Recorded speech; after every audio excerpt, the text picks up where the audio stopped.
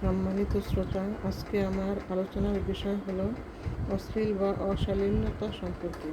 পবিত্র কোরআনে অশ্লীলতা সম্পর্কে বেশ কয়েকটি আয়াত রয়েছে, তবে আজ আমি আলোচনা করছি 6 নং সূরা আনআমের 151 নং আয়াতের মাঝামাঝি থেকে।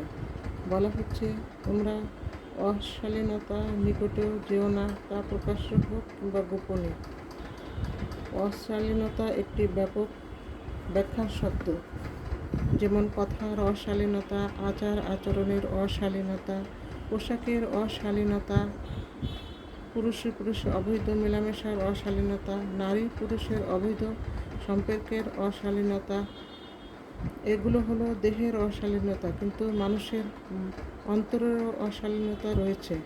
মন যদি কুচিন্তা করে, সেটা হলো মনের অশালীনতা।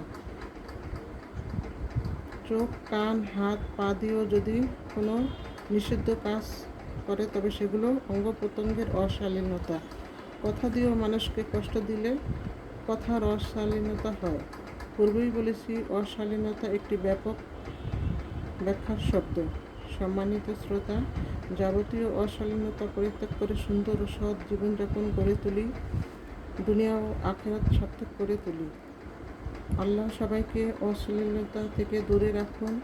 আল্লাহ সবাইকে ভালো রাখুন। ভিডিওটি ভালো লাগলে লাইক, কমেন্ট ও শেয়ার দিয়ে পরস্পরকে সহযোগিতা করুন। ধন্যবাদ সবাইকে।